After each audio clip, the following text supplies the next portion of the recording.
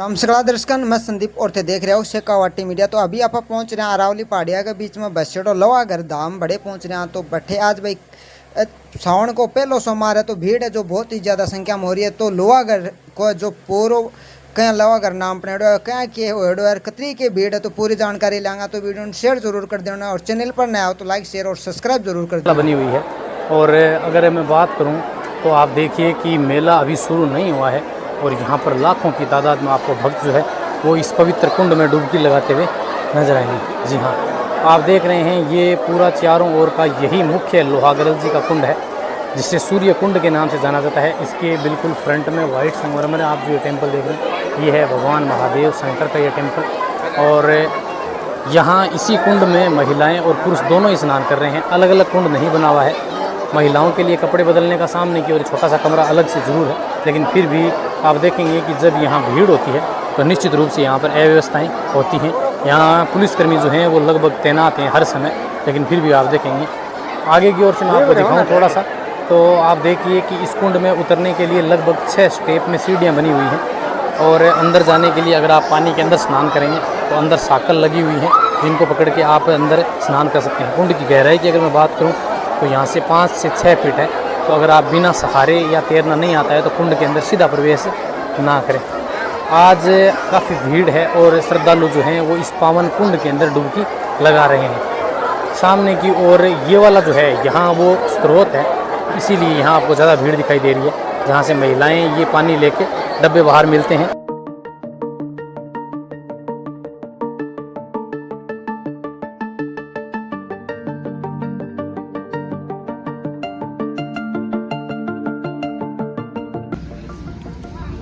ये वो स्रोत है जहाँ से पानी इस कुंड में प्रवेश करता है, वो जलधारा इसके अंदर बनी हुई है।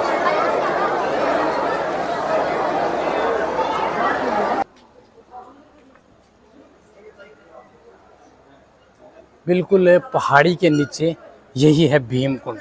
जी हाँ, यहाँ इस ओर आप देखेंगे तो ये है भीम कुंड, यानी पांडव जो हैं वो ऐसा माना जाता है कि इस स्थान पर 2 बार आए थे। ये भीम कुंड है, पहाड़ी के पीछे की ओर बना हुआ है। इस ओर से ये रास्ता पीछे की ओर आता है और इन्हीं पहाड़ियों के बीच में बनी हुई है गुफा, जिसे भीम गुफा कहते हैं। ऐसा माना जाता है कि पांडव अज्ञातवास के समय यहाँ आए थे, उन्होंने गुफा के अंदर विश्राम किया था और भीम ने अपनी गदा के प्रहार से इस कुंड को बनाया था, इसीलिए इसे भीम कुंड के नाम से जाना जाता है। यहाँ पानी कभी नहीं सूखता है, हालांकि अब तो ये काफ़ी गंदा दिखाई देगा। और इस ओर सामने की ओर गुफा है, तो मैं आपको उस ओर लेके चलता हूँ। यहाँ एक प्राचीन यहाँ मंदिर भी बना हुआ है श्री सिद्धि विनायक जी का। जी हाँ, इसमें भी आप दर्शन कर सकते हैं।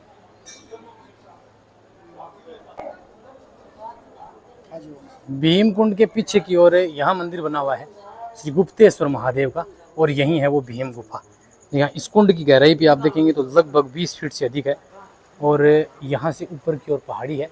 और अब आप देखेंगे तो धीरे धीरे अब यहाँ बरसात शुरू हो गई है एक बार फिर से।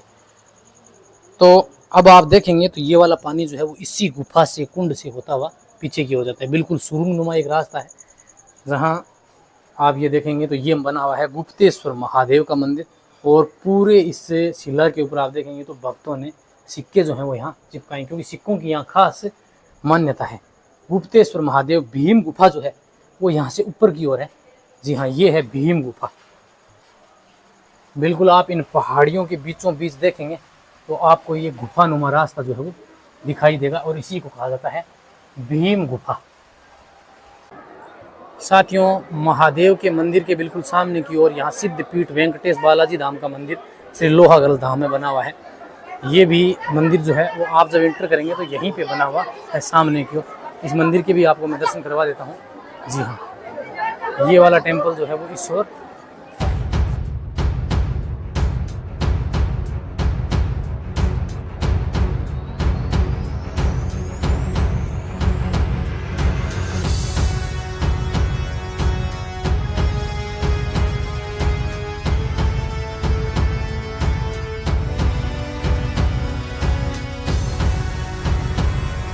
ये लोहागढ़ जी का मुख्य कुंड है।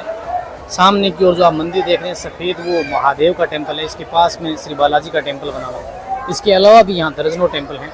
यहाँ पुरुष और महिलाओं के लिए अलग अलग कुंड नहीं है। इसके साथ ही इस कुंड की जो कहानी है वो भगवान सूर्य देव से जुड़ी हुई है। यानी यहाँ पूरे भारत का एकमात्र सूर्य देव का ऐसा मंदिर है जिसमें सूर्य देव अपनी पत्नी के साथ यहाँ विराजमान हैं। तो उस मंदिर के मैं आपको दर्शन करवाता हूँ अब, और मैं उसी मंदिर में खड़ा हूँ। ये वाला जो टेम्पल है यही है सूर्य मंदिर। जी हाँ, बिल्कुल आप सामने की ओर देखेंगे तो ये वाला जो मंदिर है लोहागढ़ जी का, ये है सूर्य मंदिर। कहते हैं कि इस कुंड के निर्माण के साथ ही भगवान सूर्य के इस मंदिर का निर्माण हुआ था। यहाँ भगवान सूर्य देव अपनी पत्नी के साथ साक्षात यहाँ विराजमान हैं। तो बिल्कुल ये कुंड के ऊपर की ओर है, और इसी के पीछे की ओर बना हुआ है भीम कुंड, जहाँ पांडव पुत्र भीम अपने भाइयों के साथ अज्ञातवास के कुछ समय यहाँ पर रहे थे। उस जमाने में यहाँ एक जंगल था और हिरण्याक्ष नाम का एक राक्षस रहता था। कहते हैं कि उसने संपूर्ण पृथ्वी को अपने मुंह में दबाया और समुद्र के अंदर चला गया। इससे देवता नाराज हुए और उन्होंने भगवान विष्णु से स्तुति की कि आप हिरण्याक्ष का वध करें। सभी देवताओं के और ब्राह्मणों के आग्रह पर भगवान विष्णु ने वराह अवतार लिया। सबसे पहले लोहारगढ़ क्षेत्र एक 24 कोस की झील थी। उस झील में भगवान वराह का अवतार हुआ, पृथ्वी को लेकर के चला गया समुद्र के अंदर। तो भगवान वराह है एक सुअर का अवतार करके और पृथ्वी को ऊपर लेकर के आए थे। तो ये जल बड़ा पवित्र हो गया। पशु पक्षी कोई भी हो, जल का स्पर्श करता या उसमें छाया भी गिर जाती थी तो वो वैकुंठ में जाता था। तो भगवान वहां बैठे हुए नारायण विचार कर रहे हैं कि वैकुंठ में इतनी भीड़ कैसे हो रही है, मृत्यु लोक से क्यों आ रहे हैं इतने आदमी सीधे ही। तो भगवान ने बताया मन में करके, भाई वो पवित्र स्थान है, वहां मेरी जन्म हुआ है, तो जल पवित्र हो गया। तो बोले भगवान उसका उपाय बताओ, कोई पवित्र करो। माल और केतु वो पर्वत है, सुमेरु पर्वत के नाती और पोते हैं, आप उनकी तपस्या करो। अगर वो प्रसन्न हो जाए तो वो पर्वतमाला को लेकर उसको छाद दो, ढक दो उसको ले जा करके। तो देवताओं ने, इंद्र आदि देवताओं ने मिलकर के और माल और केतु की तपस्या की। तो नाती पोते आकर के यहाँ इस जल को ढक दिया। 24 कोस का क्षेत्र है, 72 किलोमीटर। इस जल को ढक दिया। केतु नीचे चला गया, माल ऊपर है। माल केतु मंदिर भी बनाया हुआ है ऊपर पहाड़ी पे। फिर भी उनका पानी का वेग और पवित्र इतना जल था कि वो उनसे रुका नहीं, तो 7 धाराओं से वो वापस निकला है। तो सबसे पहली धारा है ये लोहारगढ़ है। दूसरे नंबर की धारा आपके किरोड़ी है, किरकोटक नाग है। नाग हुआ था, उसने तपस्या की किरोड़ी। तीसरी धारा अकाल पड़ गया था तो शाकंभरी देवी प्रकट हुई, तो शाकंभरी देवी तीसरी धारा है। चौथी धारा आप आगे जाओगे तो नागकुंड है, वो एक नागराज था, उसने तपस्या की तो नाग तो पानी आता रहता है। उसके आगे टपकेश्वर महादेव है, टपकता रहता है पानी। उसके आगे जाओगे शोभावती नदी है, संज्ञा देवी है, वो सूर्य भगवान की पत्नी है। छाया छोड़ गई और संज्ञा और वहां तपस्या कर रही है, तो उसका नाम शोभावती है। शोभावती से परिक्रमा करके आप आओगे रघुनाथगढ़ है। रघुनाथगढ़ के आगे खोरी कुंड, गाय का खुर से कोई जल है वो निकल गया। तो ये 7 धाराएं हैं, वो 7 धाराओं से जल फिर वापिस पुनः बाहर निकला है। ये तो लोहारगढ़ का मातम है उस जल का। बोलो विष्णु भगवान की।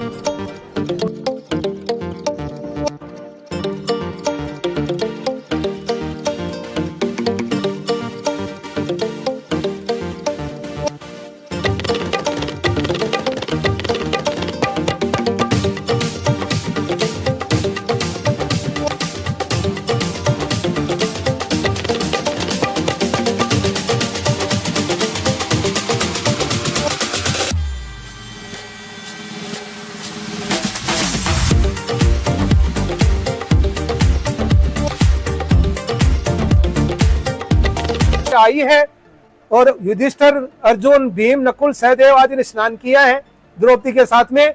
हथियारों को लेकर के वो जल में प्रवेश हुए हैं।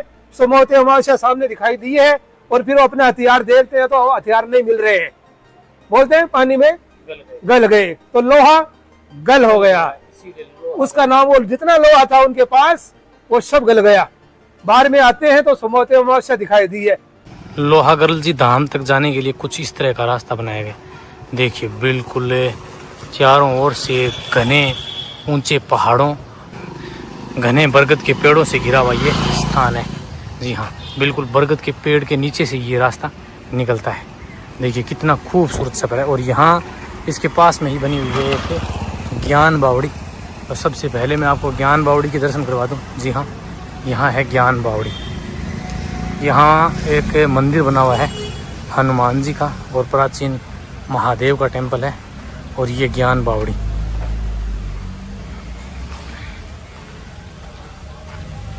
जी अब तो काफ़ी जीर्ण शीर्ण है और गहरी भी है काफ़ी। इसमें नीचे की ओर सीढ़ियाँ जा रही हैं लगभग 20 फीट हाइट की और काफ़ी अव्यवस्थित है। अब तो ये यहाँ इस ओर जो है वो बहुत सुंदर एक टेम्पल बना हुआ है और ये वाला जो आप देख रहे हैं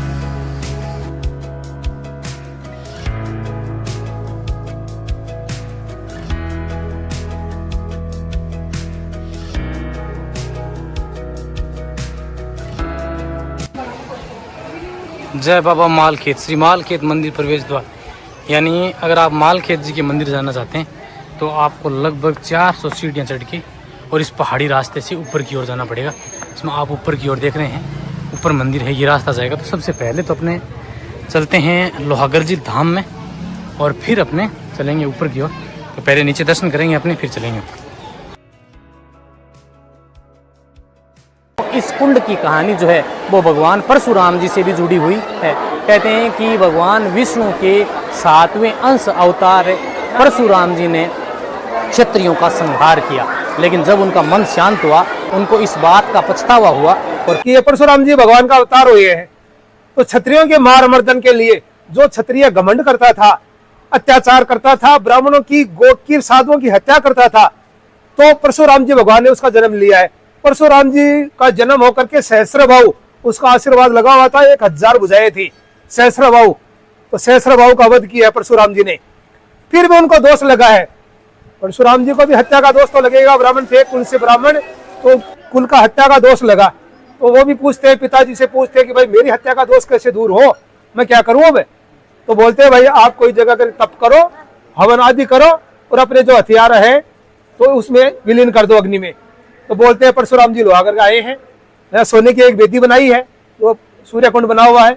बोलते हैं यहाँ सोने की वेदी बनाई है, एक तरफ सूर्य भगवान का आह्वान किया है सपत्निक, पूर्व दिशा में सपत्निक आह्वान सूर्य भगवान का, पश्चिम दिशा में आह्वान किया शिव जी का, कालांतर में सोने की वेदी है, आगे जाकर के कुंड का निर्माण हुआ है। तो यहाँ 2 रास्ते हैं। एक रास्ता जो इस ओर जाता है, ये वाला रास्ता है, इस ओर लोहागढ़ जी का धाम है। लोहागढ़ जी का कुंड जो है वो इस ओर बना हुआ है। लोहागढ़ जी का धाम जो है वो लगभग 1050 फीट हाइट की पहाड़ी की तलहटी के अंदर बना हुआ है।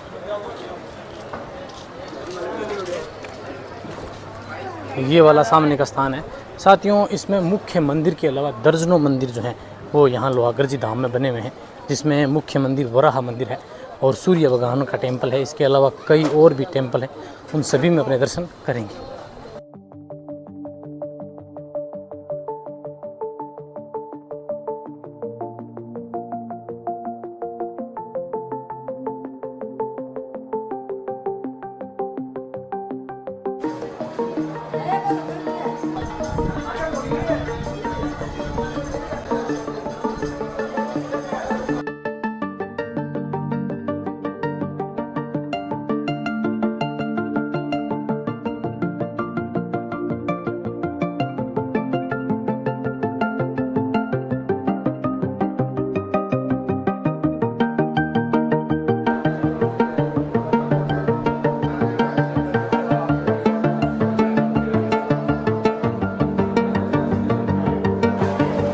ये वाला रास्ता है। अब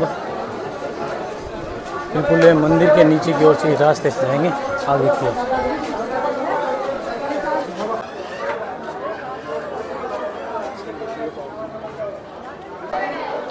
साथियों ये लोहागढ़ जी का मुख्य कुंड और मुख्य धाम है। बिल्कुल बीचों बीच यहाँ कुंड बना हुआ है और चारों ओर आप देखेंगे तो काफ़ी अव्यवस्था आपको नज़र आएगी। हालांकि कुछ समय के बाद में यहाँ मेला शुरू होने वाला है। ऊपर की ओर बिल्कुल लगभग 1050 फीट की खड़ी चट्टान है। खड़ी पहाड़ी के बिल्कुल नीचे की ओर ये कुंड बना हुआ है, जिसे सूर्य कुंड कहा जाता है। कहते हैं कि इसमें सालों से लगातार अविरल पानी आ रहा है और हिंदू धर्म में इसे एक पवित्र तीर्थ माना गया है। तीर्थराज के नाम से जाना जाता है। डुबकी लगाइए और बाहर जाइए, चलते जाइए, चलते जाइए, तनाव से जोर से भीड़ नहीं करें। यहाँ पे सामने जो कपड़े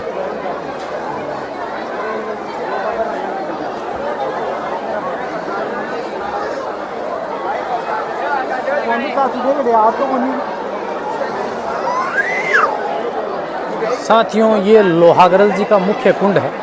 इसके चारों ओर एक मंदिरों की श्रृंखला